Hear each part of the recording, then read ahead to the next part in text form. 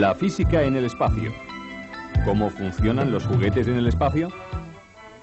Hola, y bienvenidos a bordo del transbordador espacial Endeavour. Estamos orbitando a unos 300 kilómetros por encima de la Tierra. El objetivo principal de esta misión es desplegar un satélite comercial de comunicaciones. Cuando esté operativo, el satélite se encargará de enlazar las comunicaciones entre las naves espaciales que estén en órbita y las estaciones de control situadas en la Tierra. Ya hace unos días que colocamos el satélite en su trayectoria. Pero colocar el satélite en órbita no era el único objetivo de esta misión. Dos de nuestros tripulantes se embutieron dentro de los trajes espaciales y salieron de la nave con el fin de llevar a cabo observaciones espaciales.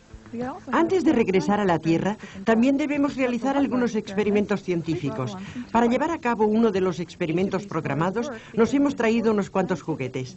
Cada uno de estos juguetes funciona gracias a importantes principios matemáticos y científicos. Pero las cosas funcionan de forma muy distinta en el espacio. Esto se debe a que, mientras estamos en órbita, experimentamos un fenómeno llamado microgravedad.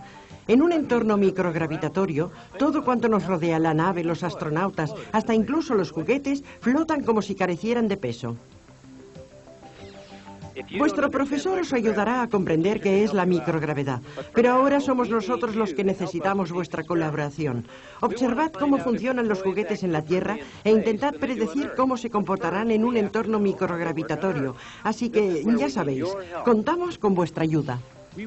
Tras elaborar vuestras hipótesis, observad lo que nosotros hacemos con los juguetes y comprobad si vuestras predicciones se ajustan a la realidad. Estoy seguro de que muchas de las cosas que vais a descubrir os resultarán fascinantes. Recordad que este es un trabajo de equipo y que contamos con vuestra colaboración para que esta experiencia resulte todo un éxito.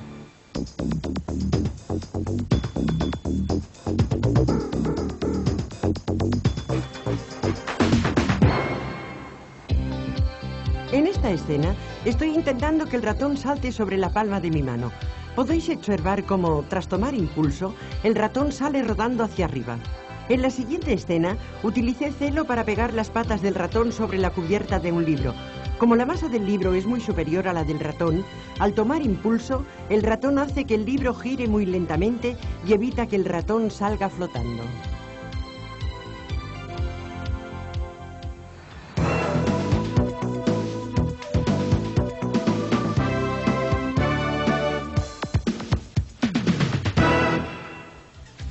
Observad qué ocurre cuando se liberan las ventosas. La rana sale disparada. Vamos a verlo una vez más. Observad a qué velocidad se desplaza por la cabina. Es realmente sorprendente. Veámoslo ahora a cámara lenta. Observad cómo se tambalea después de chocar contra las taquillas.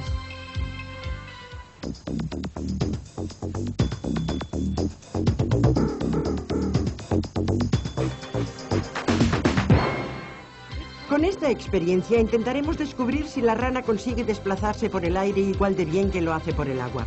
Pues bien, como podéis ver, no es así. Intenté conseguir de muy distintas formas que la rana se desplazara en línea recta, pero como la densidad del aire es mucho menor que la del agua, no pude conseguirlo. Lo único que hace la rana es patalear a mi alrededor.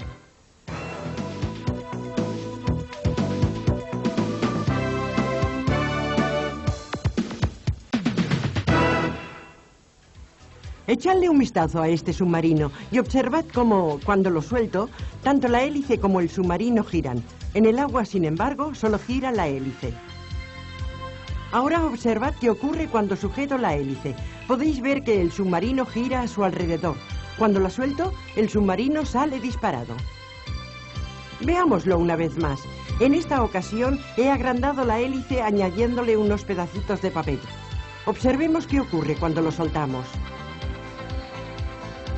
Voy a echarme un poco hacia atrás, para que así podáis apreciar mejor la trayectoria. Lo suelto y sale disparado. Hemos pegado un lápiz en el extremo de la hélice del submarino para ver qué sucede y si el submarino se mueve de forma distinta. Como vosotros mismos podéis ver, se mueve mucho más y nos ha costado un verdadero esfuerzo mantenerlo bajo control. Este pez nada muy bien dentro del agua, pero como podéis ver en estas imágenes, a pesar de que realiza un gran esfuerzo, no consigue llegar a ningún sitio. Cuando lo soltamos, lo único que consigue es flotar. Queda claro, pues, que el pez no se desplaza nada bien en el aire. Intentémoslo una vez más. Creo que al lanzarlo le he imprimido una pequeña rotación y ahora da vueltas a mi alrededor mientras intenta, sin conseguirlo, nadar en el aire. Una de las cosas que podemos hacer para conseguir que el pez se desplace mejor por el aire es agrandar su cola. A pesar de que lo libero muy suavemente, es inevitable el imprimirle una dirección determinada. Finalmente, en esta escena, conseguí que avanzara en línea recta.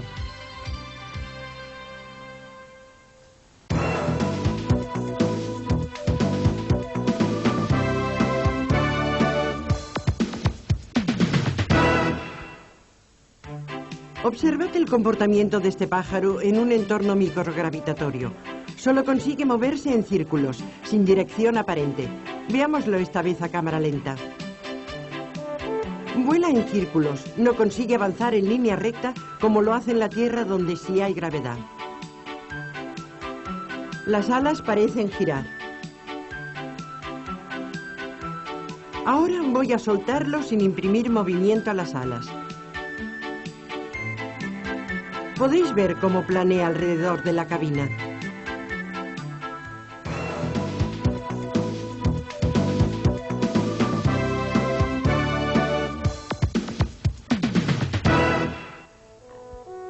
Lancé esta hoja de papel de varias formas.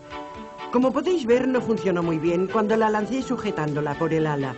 En esta ocasión, la lancé sujetándola por la parte inferior y conseguí hacerla girar un poquito.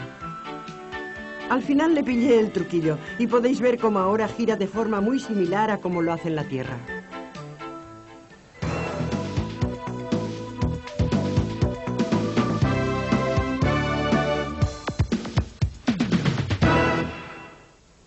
Voy a lanzar el boomerang de papel y veremos qué ocurre. Choca contra la pared. Si la habitación fuese más grande, creo que el boomerang hubiese regresado. En esta ocasión, tiré el boomerang imprimiéndole un gran efecto de rotación, pero poca velocidad. Continúa desplazándose en línea recta.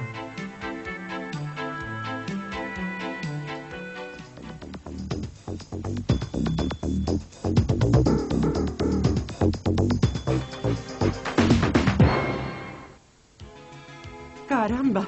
Ha salido disparado como una bala. No me esperaba que este juguete actuase así en un entorno de microgravedad. Cuando lo observamos a cámara lenta, podemos ver cómo sale disparado y me golpea en el pecho antes de que me dé tiempo a reaccionar.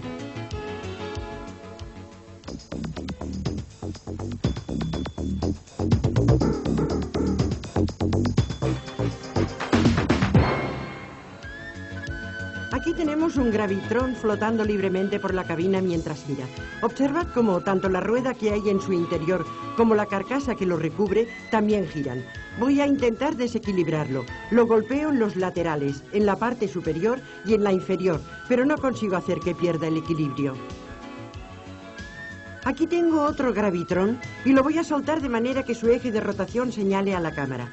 Una vez más, lo golpeo en los laterales, arriba y abajo, pero sigo sin conseguir que se desequilibre. Sigue girando de manera estable alrededor del eje en que lo he soltado. Esta es una demostración gráfica del comportamiento de un gravitrón que gira y de otro que no gira. Podéis ver cómo el gravitrón que gira se mantiene estable, mientras que el otro parece andar a trompicones ya que carece de un eje estable de rotación. Voy a hacer esto una vez más. Podéis ver que uno está girando y el otro no. El que no gira flota libremente, mientras que el otro mantiene la orientación que le he imprimido. Aquí tengo dos gravitrones en rotación. Los dos se mantienen estables. Los hago chocar uno contra el otro.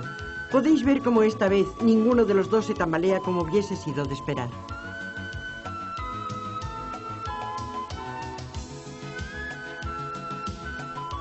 Aquí tengo una curiosa combinación de dos gravitrones montados sobre una esfera.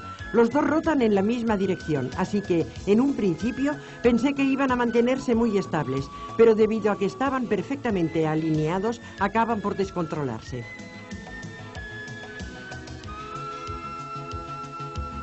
¡Caramba! Me llevé un buen susto cuando salieron disparados. Tenemos que ver esto a cámara lenta. Podéis ver cómo la alineación en que están dispuestos provoca que salgan disparados. En esta ocasión, cogí los dos gravitrones y los hice girar en direcciones contrarias. Debido a que los vectores del momento angular están situados en direcciones opuestas, sus ejes de estabilidad se cancelan, con lo que imaginé que, al soltarlos, solo se tambalearían. Evidentemente, me resulta imposible imprimir la misma velocidad a ambos gravitrones, con lo que uno de ellos muestra mayor estabilidad que el otro. Pero podéis ver cómo, cuando golpeo el conjunto, consigo desequilibrarlo. Muestra cierta tendencia a mantenerse estable, pero no tanta como la que muestra un gravitrón en solitario. Puedo conseguir que se desequilibre. De esto extraemos la conclusión que dos gravitrones que giran en direcciones opuestas se anulan mutuamente. Vamos a hacerlo más difícil todavía. Aquí tengo tres gravitrones montados sobre la misma esfera, alineados el uno con respecto al otro en un ángulo de 90 grados. Voy a hacer que los tres giren en la misma dirección respecto a la posición que ocupan sobre la esfera. En principio, los vectores de cada uno de los gravitrones deberían sumarse y provocar que los tres girasen alrededor de un mismo eje. Observad cómo, efectivamente, los gravitrones rotan alrededor de un único eje. Si colocásemos un lápiz entre los tres, veríamos que el eje alrededor del cual giran está situado a la misma distancia de los tres. Pues bien, llega un momento en que, por efecto de la fricción, los gravitrones giran a tal velocidad que salen disparados.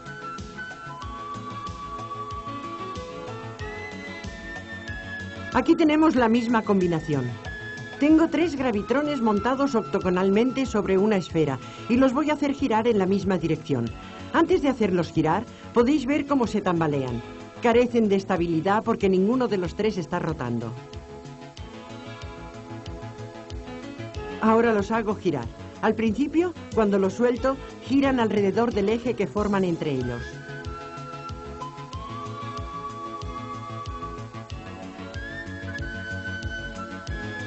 Pero uno de los gravitrones se suelta.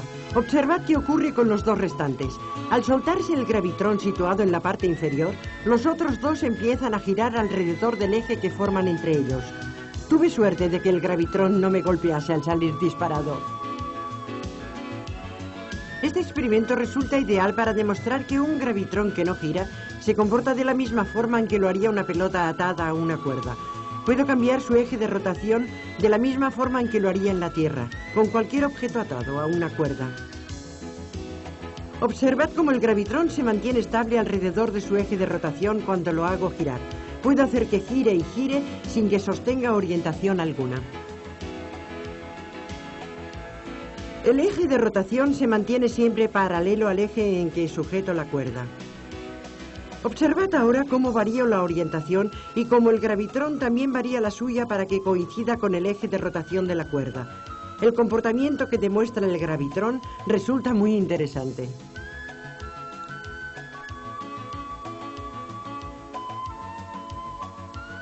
Para acabar, lo hago girar de nuevo alrededor de un eje horizontal. Como el eje de rotación de la cuerda es vertical, el gravitrón también varía su orientación para conseguir que su eje de rotación coincida con el que le estoy imprimiendo a la cuerda.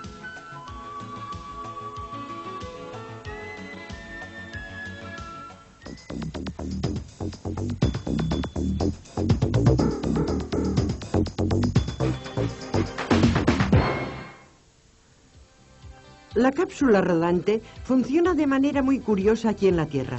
Cuando la hacemos rodar sobre una mesa, llega un momento en que empieza a rodar en el sentido contrario. En estas tres secuencias podéis ver cómo la hago girar alrededor de sus tres ejes. La hago girar horizontalmente, verticalmente y en la última secuencia la hago rodar por su lado alargado. Podéis ver cómo gira, pero en ninguno de los casos consiguió hacer nada parecido a lo que hace cuando la colocamos encima de una mesa.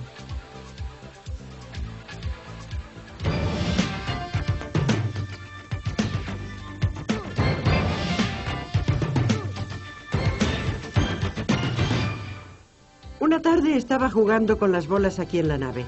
La solté y se separaron realizando un movimiento verdaderamente curioso, así que me dediqué a intentar repetir ese movimiento una vez más. Lo probé de distintas maneras, haciendo que una de las bolas girase en una dirección, mientras que la otra giraba en la dirección contraria. Pegué las bolas con el fin de mantenerlas separadas y luego las solté, haciendo que se balancearan de un lado al otro.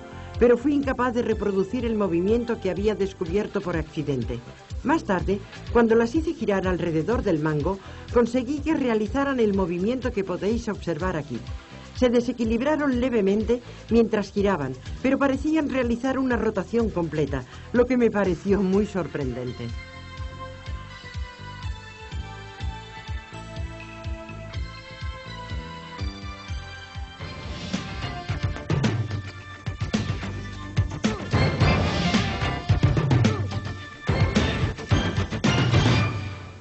Antes del viaje, tuve que practicar con las bolas chocantes, ya que nunca antes había jugado con ellas.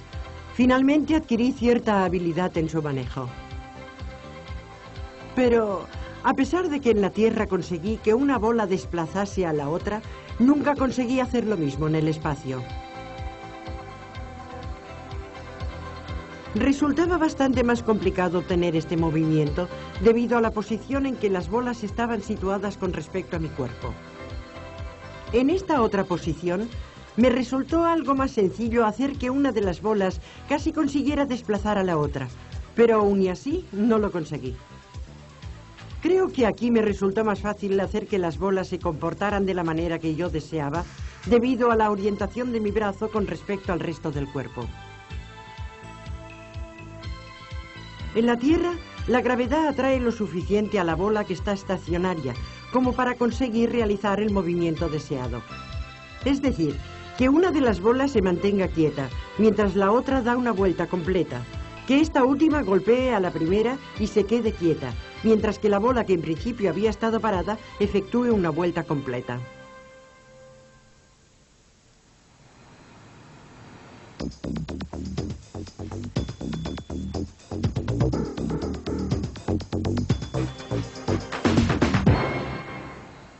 Este experimento resulta ideal para demostrar el concepto de cantidad de movimiento. La pelota de tenis tiene menos masa que la bola de billar y como resultado, después de un choque, la pelota de tenis siempre se desplazará a mayor velocidad que la de billar, incluso en el caso de que lance la bola de billar sobre la pelota de tenis. Ahora, si coloco las dos bolas juntas y golpeo la pelota de tenis con otra bola de billar, podréis ver cómo la pelota de tenis rodea la bola de billar. En esta última demostración tengo dos bolas de billar. Como la pelota de tenis no ha recibido un impacto directo, simplemente avanza en línea recta.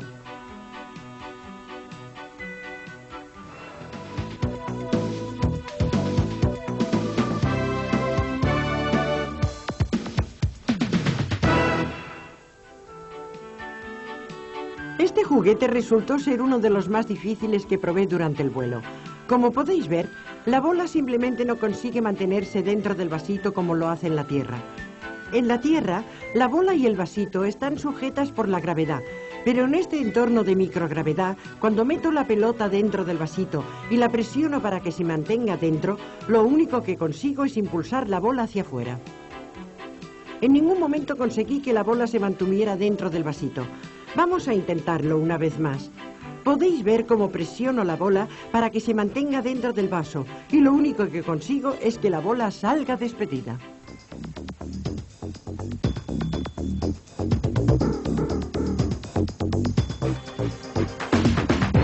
En esta escena intento lanzar la pelota de la manera tradicional, pero la pelota no consigue curvarse lo suficiente como para alcanzar la diana. Tendré que cambiar de estilo. Esta vez la lanzo en línea recta, sin imprimirle ningún tipo de giro. Lo vuelvo a intentar, imprimiéndole esta vez un pequeño giro para ver si la pelota varía su trayectoria. Dejad que lo vuelva a intentar. En línea recta, sin giro. ¡Uy! Una cosa que debo recordar es que el velcro de la pelota tiene que tocar la diana. A ver, una vez más. Ahora la lanzo otra vez, imprimiéndole una pequeña rotación para comprobar si se produce algún tipo de curvatura en su trayectoria.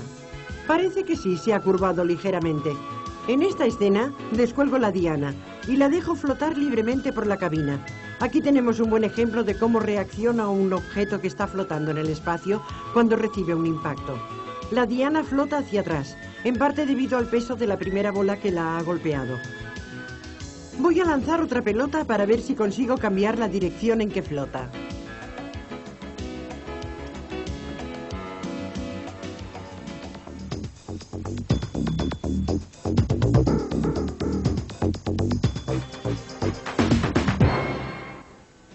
En el espacio no se puede jugar a las herraduras de la misma forma en que lo hacemos en la Tierra. Como podéis ver, sin el efecto de la gravedad, la herradura solo consigue rebotar. Lo intento una vez más para que quede bien claro antes de cambiar de técnica. En lugar de lanzar la herradura directamente al soporte, lo que voy a hacer es imprimir un pequeño efecto de rotación sobre la herradura para ver si así consigo cazar el soporte. ¡Oh! ¡Lo conseguí! La herradura giró de manera estable alrededor del soporte durante un buen rato, ya que sin la gravedad no consigue descender hasta la base del soporte. Ahora voy a dejar que el soporte flote libremente mientras lanzo las herraduras. Esta experiencia no funcionó del todo bien. En la siguiente demostración decido lanzar la herradura sobre 3 puntos distintos del soporte. Veamos cómo reacciona el soporte. Primero lanza la herradura a la base del soporte muy lentamente y como podéis ver el soporte gira levemente.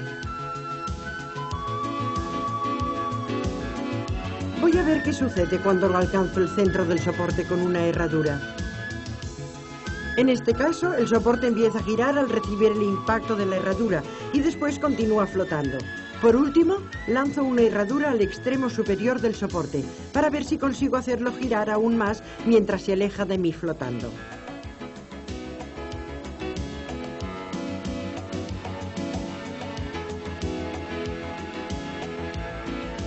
Pues sí, he conseguido hacerlo girar.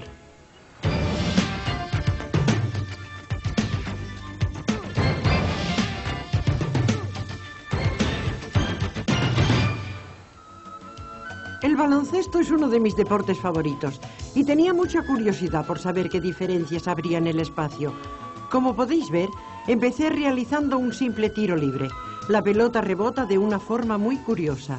No reacciona en absoluto como lo hubiese hecho en la Tierra con un tiro similar.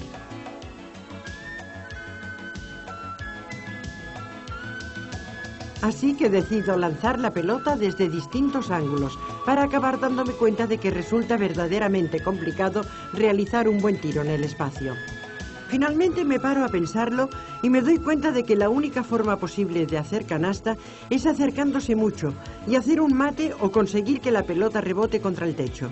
Ese parece ser el único ángulo que funciona. Daos cuenta que la pelota se detiene dentro de la cesta y no cae al suelo.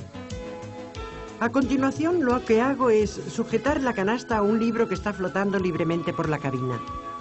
Podéis ver cómo cada vez que golpeo el libro, que ahora hace las veces de tablero con una pelota muy ligera, puedo hacer que el libro y la canasta empiecen a girar. Este factor te complica mucho la vida cuando estás intentando encestar una pelota, así que decidí sujetar el libro, ya que resulta terriblemente complicado realizar un buen tiro cuando te enfrentas a una canasta y a un tablero flotantes.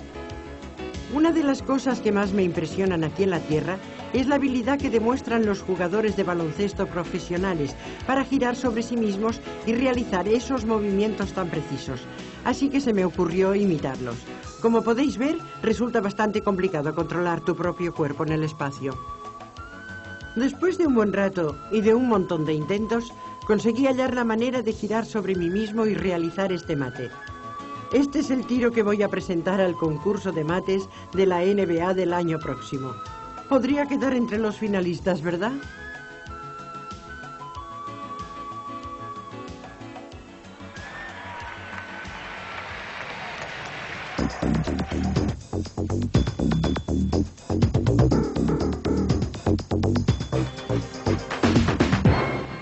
Bueno, como ya sabéis, este juguete funciona muy bien en la Tierra. Sin embargo, fuimos incapaces de hacerlo funcionar aquí en el espacio.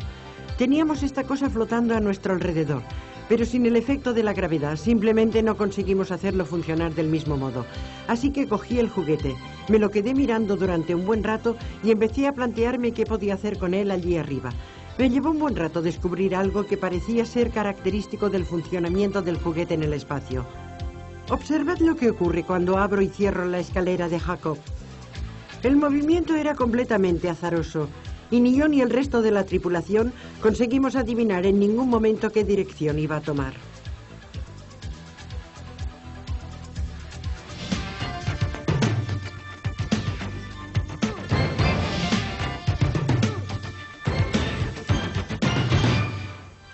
Estoy intentando producir ondas de compresión estacionarias, sujetando uno de los extremos del muelle mientras muevo el otro extremo de dentro a afuera. En la siguiente secuencia, intenté producir ondas de compresión moviendo la mano de dentro a afuera a mayor velocidad. A continuación, intenté conseguir el mismo tipo de onda, moviendo ambas manos a la vez. Entonces intenté alargar la onda.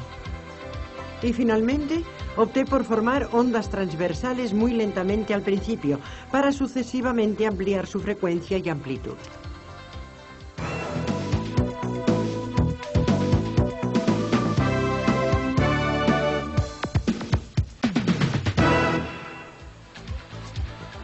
Estas anillas magnéticas resultan muy interesantes. Las he colocado en esta barra de plástico de manera que los polos magnéticos queden enfrentados, con lo que las anillas se repelen mutuamente e intentan alejarse las unas de las otras. Podéis ver cómo cuando las suelto, las anillas se distribuyen de manera uniforme a lo largo de la barra.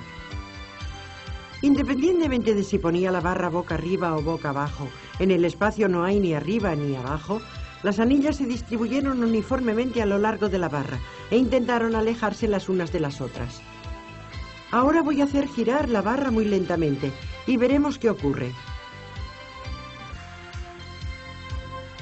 La barra gira tan lentamente que la fuerza magnética aún consigue que las anillas mantengan las distancias. El espacio que separa una anilla de la otra es prácticamente igual al que la separaba antes de hacer rodar la barra. Ahora voy a hacer girar la barra más rápidamente. Observad qué ocurre. La fuerza de rotación ha vencido a la fuerza magnética y las anillas se han unido.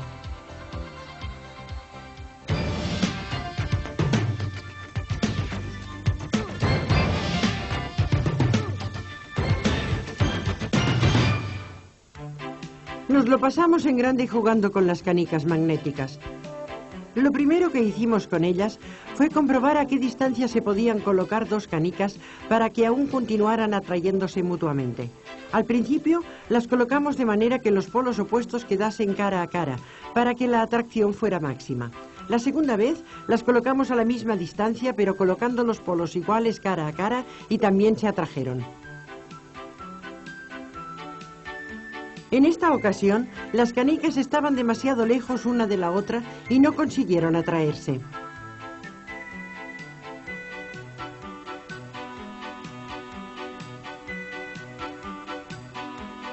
Las acerqué un poco más, pero en esta ocasión le imprimí un pequeño movimiento a la canica que tenéis a la derecha de vuestra pantalla.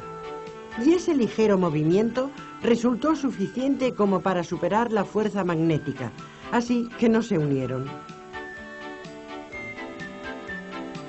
Ahora voy a comprobar la influencia que una canica puede ejercer sobre otra sin que se toquen. Voy a acercarme con una canica en la mano a una segunda canica que está flotando libremente para ver si puedo hacer que la segunda canica empiece a girar. Como podéis ver, cada vez que doy una vuelta alrededor de la canica que está flotando libremente, influyo sobre su rotación y además también consigo atraerla hacia la canica que tengo en la mano. Ahora voy a soltar dos canicas juntas y una suelta para comprobar si el nivel de atracción varía.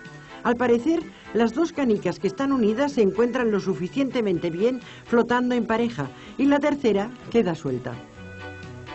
En esta ocasión voy a poner la tercera canica en movimiento. Si consigue acercarse suficientemente a las otras dos canicas, acaba por unirse a ellas.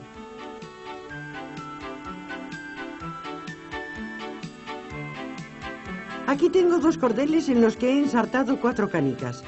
Vamos a ver si se unen. ¿No os parece divertida la forma que toman? Parece una gran serpiente gelatinosa. Si la golpeamos en el centro, forma un aro.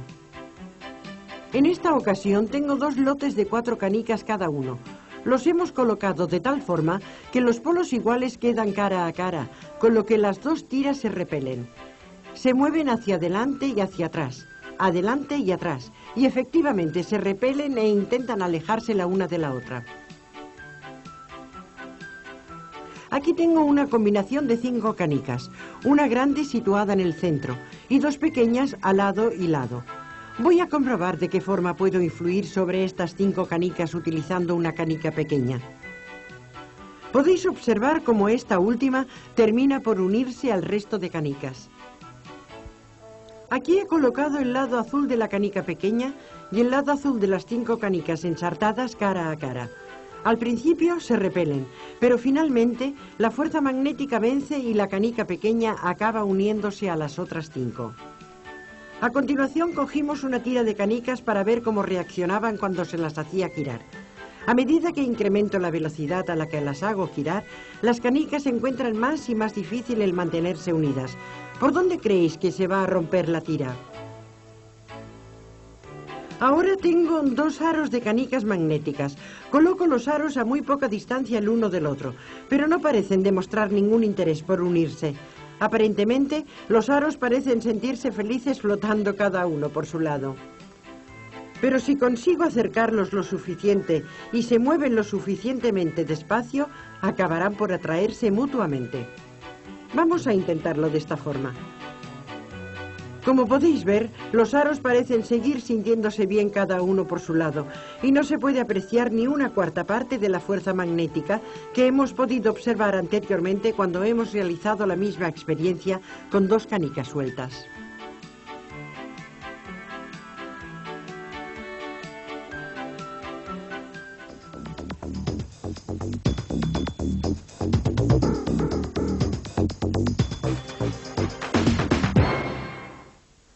La lata de vaivén no resultó ni la mitad de interesante en el espacio de lo que resulta aquí en la Tierra.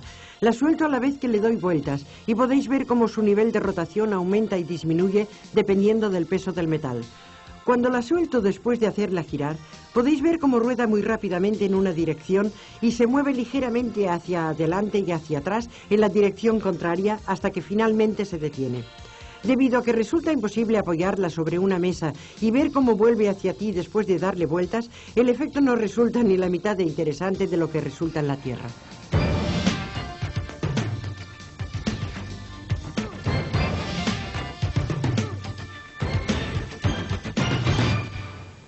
En esta primera secuencia le di cuerda al coche y lo solté en el aire. Debido al efecto de acción-reacción, podéis ver cómo el coche empieza a dar vueltas a la vez que las ruedas giran. A continuación intenté hacer que el coche avanzase a lo largo de una pared. Cuando lo solté, rebotó hacia mí, debido a la pequeña fuerza que le había imprimido al apoyarlo sobre la pared. En el espacio, el coche demuestra mayor facilidad para mantenerse sobre el circuito, ya que no necesita tanta velocidad como en la Tierra.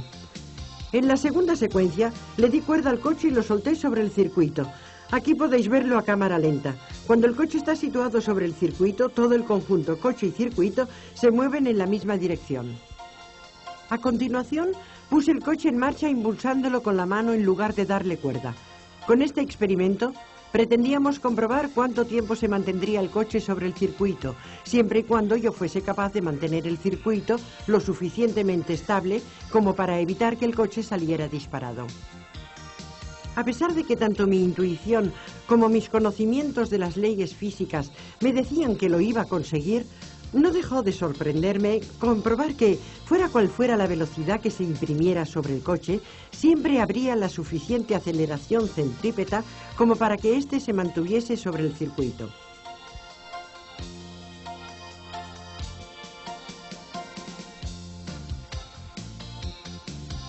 En esta otra imagen, donde en lugar de darle cuerda, lo impulsé manualmente, el coche acabó por detenerse en lo alto del circuito. Hasta en el espacio, resulta curioso ver cómo el coche avanza muy lentamente a lo largo del circuito hasta que finalmente se detiene boca abajo en lo alto. Al cabo de un poquito, el coche cae y se coloca en el centro del circuito antes de que ambos objetos se alejen flotando suavemente.